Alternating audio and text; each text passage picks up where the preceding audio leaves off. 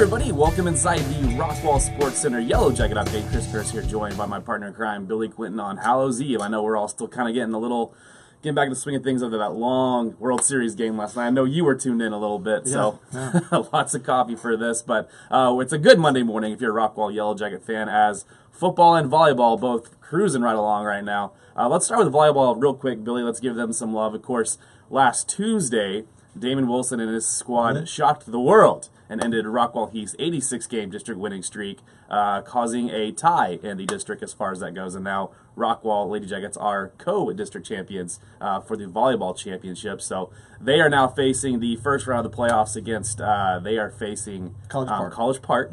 Yep. Tuesday night, tomorrow night, Halloween. So very exciting for the Rockwall Lady Jackets.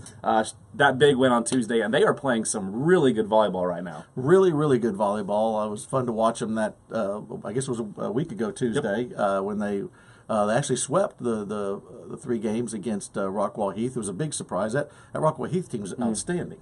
And so Rockwall Lady Jackets did what they needed to do. They get that win. They're co-district champs. They lose the coin toss, and so they get College Park. And I believe the Lady Hawks get Conroe, if I'm not mistaken. But both are playing at Leon High School in Jewett. So Lady Jackets play at 6, and I believe the Lady Hawks play at 7:30. And so absolutely, if it's a one ticket gets all of it, I guess, or whatever, if you want to watch both of them. And that, of course, will be on Sportsgram. And as we mentioned, there's a chance both coaches seem pretty confident. Other than that third round, which is always the complicated one, there's a chance they could face each other for another matchup in the 5th round. So we're hoping they pull right along. But, of course, we are here to talk about the Rockwall Yellowjackets football team. Rodney Webb and his squad put on a show on Friday night for Breast Cancer Awareness Night, brought to you by Rockwall Ford, 49-27. A big win over Tyler Lee for the Rockwall Yellowjackets, a game they needed to win to keep their playoff hopes alive. And they did exactly that. That was the scary one. Of the last three that Rockwall played, Tyler Lee always gives Rockwall fits. And doesn't matter records or anything like that. And we were expecting that again. It was Rockwall came out and just one of the games that they've clicked on all cylinders. Special teams did well. Of course, the defense did very well, holding Tyler Lee to, I believe, just 14 points as we go in the fourth quarter. And then a lot of subs got opportunities to play in the fourth quarter and everything. So Tyler Lee kept their starters in, and they got some points there late in the game. But the offense always clicking, moving it again. It was fun to watch. It was fun to watch Jacob Rather come in. He had to step in at running back and to get a majority of the carries. He did a great job, got a couple touchdowns, got some big runs.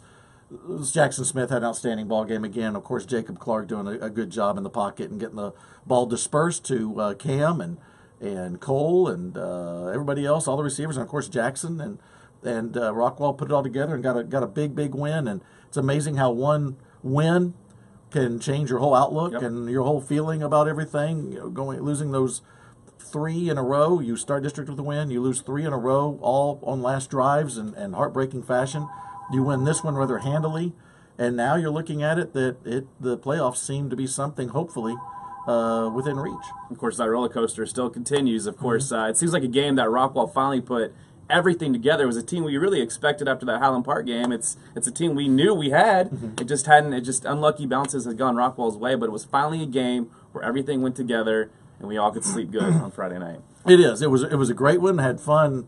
Friday night afterwards, everybody had a good time, and you know, it was fun to celebrate and fun to see that team put it together. And this is one of those things that if Rockwall does somehow get in the playoffs, they are not a team you want to face. Right. It's going to be one of those deceiving first place. I know we go by enrollments and stuff and everything, but you know, a district champion playing, which would probably be the Woodlands in the by-district, playing Rockwall, that's one of your better matchups in the state of Texas. A team that's lucky to get in. It won't be that easy of a game for the Woodlands. Right. Most of the time you're going to face a team that is talent level, probably not on the same caliber, but we feel like Rockwall is, and it's just getting that talent, you know, working together as they have. And all those previous games, it seemed like either the offense was the one going and the defense struggling, or the defense struggled, the offense, or maybe a special teams mistake here. And now all three, they keep this rolling against a good Lee team like they did. And now they have Mesquite and then North Mesquite. And those aren't cakewalks. And they got to go out there and they still got to, you know, put it all on the line. And I think this team had to learn a little bit about no matter what's going on, you got to give it every ounce of effort, Absolutely. and there's no easy games, and so they went out there and they put it all together against Lee, and it's exciting. And now we just need John Tyler to lose one somewhere. And of course, you're still famous as always. You had Sportscenter a few years ago. Now you got Fox Sports Southwest. That's right. You're That's just right. cruising on down the road here. So we're probably going to lose you here in a few years. Still. To the We'll big talents, NBC we'll see. maybe or something. If Who I don't knows? show up here one day, you Exactly. know, it's like Good Will Hunting when he showed up and Will was gone finally to bring him the coffee. I'm just not here. Exactly. But yeah, it was fun. It was DQ Game of the Week, and so we were on Fox Sports Southwest, and everybody was. The whole school was great of them to come out, and they got the cheerleaders, the drill team, the band on TV. A lot of the student swarm. Everybody showed up at Dairy Queen, and they got about a lot of info or a lot of shots there. And then, of course, the coverage of the game was fun, and Neil Beasley joined us in the booth for most of the second quarter, and we had a ball having him up there, and so it was a great time. And I want to thank Neil and Fox Sports and Dairy Queen for everything. Absolutely. That was a really fun time and a good game for them to come to, and I hope they do it again next year. And who knows, they had to pick that game back in July and thinking Right. that game was going to be a big game, but good for them, and it's on Twitter if you want to go check it out as well, thanks to Neil and company. And of course, if you are a Rockwall Yellowjacket fan, you're keeping your eyes closely locked in on what Longview and John Tyler did on Friday night. It helped out the Rockwall Yellowjackets as Longview went in there and pulled out a squeaker against John Tyler, but getting a little nervous there, but of course that was a game. If you were a Rockwall Yellowjacket fan, you needed the Lions to lose, and sure enough, Longview helped us out, and you're going to be looking for Horn to do the same thing this week against John Tyler. Of course, if Rockwall wins their next two, and John Tyler does somehow manage to lose one of the next two, which is not going to be easy. You got Horn, then you got a rival game against Lee. Rockwall's in the playoffs, so that's going to be the big-time Horn fans this week. Yes, we're all Jaguar fans. Go get your Jaguar apparel and be ready. But the Horn's got a lot to play for this week too, because they can pretty much sew up the district if they get a win over John Tyler, because they are undefeated in district. They would remain undefeated if they defeated John Tyler, of course, and then Longview's the only one that can catch them. And no matter what Longview does, if Horn wins, and since they defeated Longview, they're going to have the district championship. So that's a big game for Horn. I believe it's at home against John Tyler. And John Tyler is fighting for their playoff lives now. Is that right now they're in, but they also see the scenario knowing that they've got to win one of these next two to even have a shot, and they basically have to win both of them to confirm their trip to the playoffs. So Rockwall is rooting. Sorry, Lions fans, but John Tyler, we're rooting against John Tyler and wanting them to drop one somewhere. And of course, it seems like Horn would be the team to do that.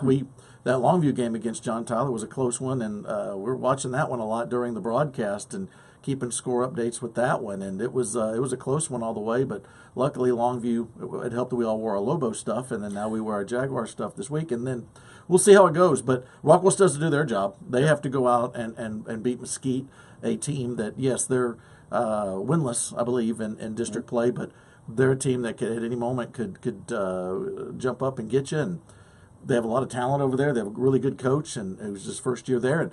And they're going to be better and better as the years come, and even as this season goes, I believe. I mean, they gave Heath a pretty good fight there in the first half, and a couple of turnovers hurt him in the second half. But it's not easy, and luckily Rockwall has them at home.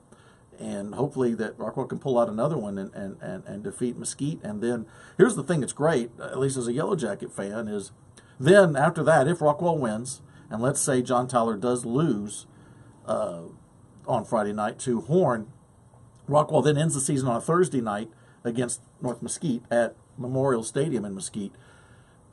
It will be it's very much conceivable if Rockwall wins that Thursday night game that they know that they're in. Yeah. Even with that Friday night games coming up, if John Tyler has lost to Longview or to Horn, Friday, it doesn't matter what they do. It doesn't matter what they do against Lee. That Rockwall knows they're in, and they can sit back and relax, have an extra day before the playoffs, and try to get ready for what looks like it'll probably be the Woodlands. And we have this big old cluster as far as three-way. If Heath ends up losing their last two, which if Heath wins one more, if I understand it right, they're in. They don't need to worry about anybody. But if they lose their last two, and there's two good teams are playing, Longview and Horn, then we have a three-way tie. Last week I mentioned that we were told by Dallas Morning News guys that if it was a three-way tie, Rockwall's in, and then it would be a tiebreaker of a head-to-head between John Tyler and Heath, and John Tyler would go in. Now we come to find out there's another not really a version, I think it's the right version, that they stay with points through all three teams. So now it's good. It's good news for Rockwall ISD. It looks like then Heath goes in if they keep it with points, and then John Tyler's the one on the outside looking in. So that's something on down the line, and all I'm worried about is Rockwall getting in. So that's why we're not math majors. We don't worry about all that. We just go and get the W's. That's all we care about. That's it. And of course, like you said, Mesquite definitely likes to keep games close. They've been a lot of games in District 11-6A. They've been in the games at halftime, but it seems like the second half things kind of slip away. And I was at the game last Thursday watching Heath and Mesquite play. Mesquite has some good athletes. They have some studs. Their quarterback Studley, and they have some wide receivers that are pretty good. So it's not going to be an easy game by any stretch of the imagination, but Rockwall will have senior night this Friday, their final home game at the Wilk for this season. It appears to be the final home game for Rockwall. I don't think there's any way that we can get a home field game here, but we'll close it down the right way, hopefully with a big W. Bookmark it with a win at Highland Park. Bookmark it with a win against Mesquite to close out the home schedule for Rockwall. So a very important game this Friday. Obviously, there's a lot of things ahead of Rockwall, but you got to get that win first on Friday. And you look at all the Mesquite games, it is going to be difficult. And it looks like to me a team that has the talent. It seems like almost every game they're either winning or in the game, no matter who they're playing in the first half, and then it's the second half that they lose the game. And to me, that shows it's just you don't have the depth yet. Exactly. And so that's something that can be obviously fixed pretty quickly as a team can do as they go on to the next few years. Rockwall was in that position when that first year that Coach Webb was here. We had talent. We go to the playoffs, but once you start getting to the second half, especially that first year in the playoffs when they played Jesuit, it was hard that second half because you see Jesuit just keep funneling people in, and we didn't have it anymore. And you start getting a few injuries, and you got problems. And so that's why that depth is so important. And I think right now that's what Mesquite struggles with is just hanging on for a whole game if anybody goes out or if they're tired or whatever. And that same thing happened with Tyler Lee, I think, too, in that game, that at some point when you got a lot of guys playing on both sides, playing offense and defense, those guys get worn out, especially against a team like Rockwall that is going to keep coming at you. And Rockwall struggled with that at the beginning, and when Coach Webb first got here, and now they don't have to worry about it as much. Absolutely. So they're going to try to put it all together this Friday night, senior night. Come on out at 7:30 kickoff. Of course, you can join Billy and his crew at Sportsgram, or you can join them on RockwallISD.com. Of course, it looks like Billy's making a road trip along with the rest of us tomorrow night for some volleyball. So this is going to be your first volleyball coverage, or it is my first volleyball broadcast. So everybody pray for me. So we're going to go over all the terminology for we're going to go over everything. And my last experience with volleyball was my daughter's third grade team. So I'm just excited when the ball goes over the net. And so I'll be very excited for this game. Absolutely. Well, hopefully Rockwall will put it all together, of course, tomorrow, and of course, as always, on Friday night. And we'll be back for our last Sportscenter update for the regular season, but hopefully we have a few more here in the playoffs, hopefully all the way to Christmas. That'd be great. So we'll do it from there. So again, thanks for joining us. Of course, if you can't make it to the game, it's www.rockwallisd.com. Have a safe Halloween, everybody. Have a safe week. We'll see you Friday night at the Wilk for senior night. Don't forget, jacket fight never dies. See you around, everybody.